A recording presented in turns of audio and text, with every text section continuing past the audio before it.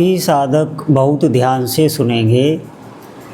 भगवान नाम जपकी एक ऐसी विलक्षण महिमा है कि आप अपना किया हुआ जप अपने किसी भी सगे संबंधी, अपने प्रिय मित्र, किसी भी जो भी पीड़ित हो, जिसे भी आप दुखी समझते हो, किसी को भी आप भजन में लगाना चाहते हो, तो उस तक अपने जप का पुण्य आप भेज सकते हैं, उसे दे सकते हैं। ध्यान रखें, ये भगवान नाम जप की दिव्य महिमा है। और उसे कैसे भेजना है और ये जब उसके पास पहुंच गया, ये हमें कैसे पता चलेगा, इसके क्या संकेत हैं, बहुत ध्यान से सुनेंगे। बहुत महत्वपूर्ण विषय है। देखिए, बहुत लोगों के भीतर ये पहली बात संशय होता है कि हम जप करें किसी के लिए और उसको दे दें तो उसके पास कैसे पहुंच जाता है पुण्य, वो वहाँ हमारे जो हमने जप किया उसका पुण्य उसे कैसे मिल जाता है। देखिए, आप ध्यान से सुनेंगे। कोई भी साधक जब जप करता है तो योग मार्ग का सिद्धांत है कि किए हुए जप से एक ध्वनि तरंगे निकलती हैं, एक ध्वनि ऊर्जा निकलती है। आप समझें, एक सात्विक ऊर्जा मंडल, आभा मंडल उस साधक के अंतःकरण में, फिर बाहर एक वातावरण बन जाता है जिसे हम सात्विक ऊर्जा कहते हैं। और ये ऐसी ऊर्जा होती है जो कभी भी नष्ट नहीं होती। ये ध्यान रखें, साधक का शरीर नष्ट हो जाएगा लेकिन जीवात्मा के साथ ये ऊर्जा जाएगी। आप समझें, किया हुआ जप कभी भी नष्ट नहीं होता। और ये जप अगर आप सीधे समर्पित करेंगे तो उतना लाभकारी नहीं होगा। जैसे आप ये जप समर्पित किया जाता है संकल्प से, संकल्प ही माध्यम है। संकल्प से आप अपने जप का फल कहीं भी भेज सकते हैं। लेकिन अगर आप इसे सीधे भेज रहे हैं तो इसमें पहली बात तो ये है कि आपके भीतर एक अहंकार ये आ जाएगा कि हमने उसको इतना पुण्य दिया, ये भीतर अहंकार बन ही जाएगा। अगर इसी जप को आप पहले अपने उपास्य देव के चरणों में समर्पित करें, कैसे समर्पित करना है ये भी हम बताएंगे। उनको पहले समर्पित करने से क्या होगा, यही जप प्रसाद बन जाएगा। जैसे हम किसी को भोजन कराएं तो ऐसे साधारण हम भोजन कराएं तो उसकी भूख नष्ट हो जाएगी। लेकिन वही अगर हम भगवान को पहले अर्पित करके और फिर उसे भोजन कराएं तो उसकी शारीरिक क्षुधा तो नष्ट ही होगी, उसे आत्मिक बहुत शांति और प्रसन्नता मिलेगी और उसका आत्मबल बढ़ेगा। आप समझें, आत्मबल बढ़ने से उसका भाग्य भी बदलेगा अगर कोई नित्य भगवत प्रसाद पा रहा है। ये बहुत सूक्ष्म विज्ञान है। जब आप भगवान को अर्पित करेंगे तो भगवान जो आपने जप किया है उस जप में, जैसे आपने जप किया, आप झूठे मुँह जप कर रहे हैं, आप चलते फिरते उठते बैठते कैसे भी जप कर रहे हैं, आपका मन कहीं भी जा रहा है, जो भी दोषपूर्ण आपने जप किया तो वो सारे दोष भगवान हटा देंगे और उस जप का कई गुना परिणाम जहाँ भी आप भेजना चाहते वहाँ भेज देंगे।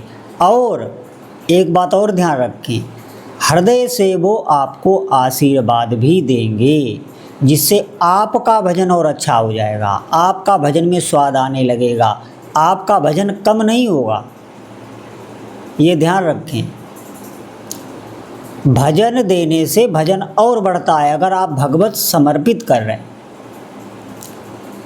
ये जाता कैसे, जैसे आप बहुत एक जो रोज़ का उदाहरण है उससे आप समझ लीजिए। जैसे आप किसी का भी फ़ोन नंबर मिलाते हैं तो आप देखते हैं सीधी घंटी वहाँ बजती है। हमें कोई भी तार या कोई ऐसा सिस्टम नहीं दिखाई देता है जिसके माध्यम से वो घंटी जाती, वो तरंगों के द्वारा जाती है। ऐसे ही हमारी जप की जो ऊर्जा है, जो भजन का पुण्य है, वो हमें दिखाई नहीं देता, लेकिन वो संकल्प के माध्यम से जाता है। संकल्प लेने की विधि क्या है और कैसे हम जानेंगे कि उस साधक पर उस जप का प्रभाव पड़ रहा है और वो जप वहाँ तक पहुँच गया है, ये हमको कैसे इसका संकेत मिले? तो बहुत ध्यान से सुनेंगे। देखिए, जैसे आपने 11 माला की, तो 11 माला नाम जप की करने के बाद आप अपने हाथों में जल लीजिए और संकल्प कीजिए अपनी भाषा में कि हे प्रभु, आपकी सामर्थ्य से ही हमने आपका नाम जप किया है और ये 11 माला आपके चरणों में समर्पित हैं और इनका जो फल है वो अमुक अमुक जो भी आपका परिजन, सगे संबंधी जो भी हो, उसका नाम लेकर और जो भी उसे क्लेश हो, जो भी उसकी परेशानी आप दूर करना चाहते हो, वो कह दें और उसके बाद वो जल किसी भी पात्र में आप छोड़ दें। आप ध्यान रखें, इससे क्या होगा, वो भजन पहले ठाकुर जी के या जो भी आपके उपास्य देव हैं उनके पास जाएगा, फिर वहाँ से वो भजन वहाँ ट्रांसफ़र होगा। ये ध्यान रखें और उसका आपको कई गुना फल मिलेगा। इस विधि में ये हो जाएगा।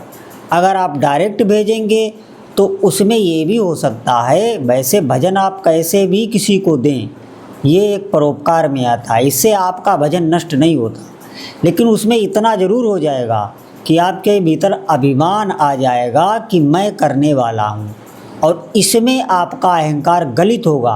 आपको लगेगा मैं निमित्त हूँ, सब कुछ ठाकुर जी ही कर रहे हैं। तो दिव्य एक शांति का आपको अनुभव होगा। अब ध्यान से सुनेंगे। भजन उसके पास पहुँच गया, ये हमको कैसे अनुभव हो और उस भजन से उस साधक पर क्या प्रभाव पड़ता है।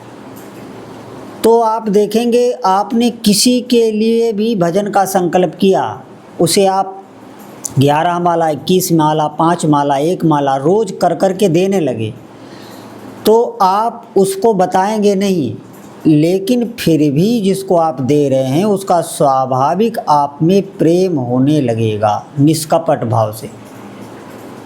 जो पहले उसका व्यवहार आपके प्रति था वो नहीं रह जाएगा, बिल्कुल निष्काम भाव, भक्ति वाला व्यवहार वो आपके साथ करने लगेगा।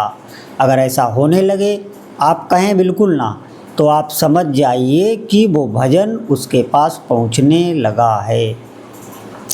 पहली बार में ही भजन पहुंच जाता है, उसमें पहुंचने में समय नहीं लगता, ये भी ध्यान रखें। सबसे पहले तो जिस भी व्यक्ति को आपने भजन अपना दान किया है,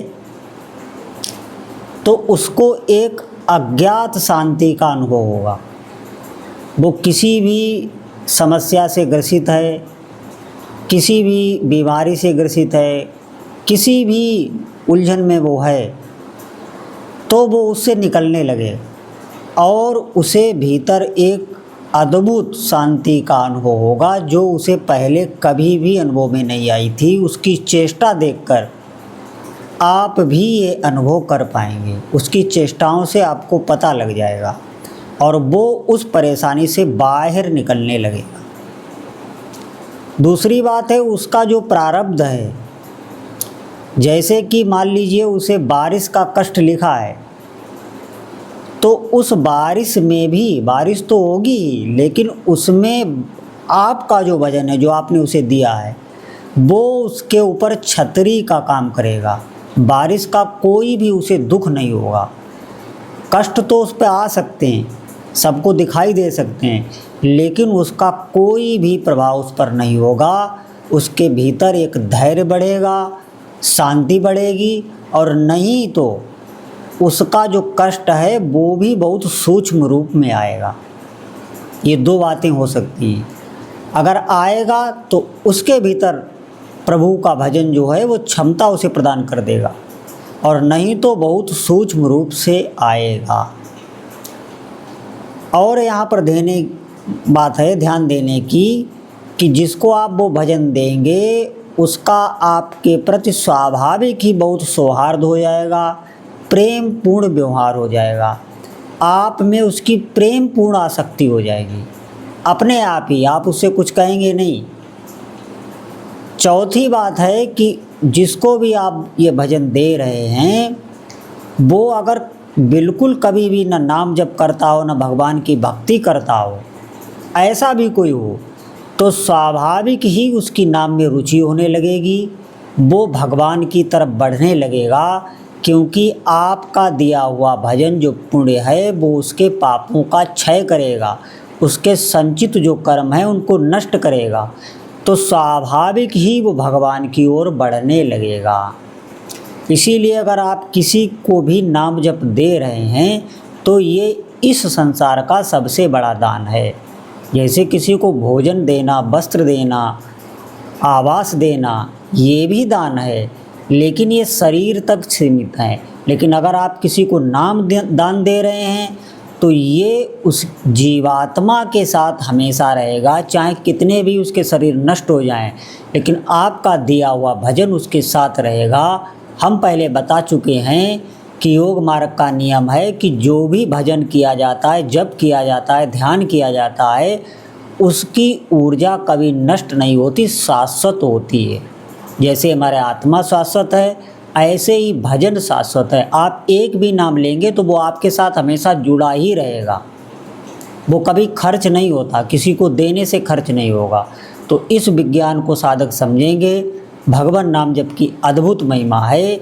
जितने भी साधक हैं वो अधिक से अधिक भगवान नाम जप करें। बोलो जय जय श्री सीताराम।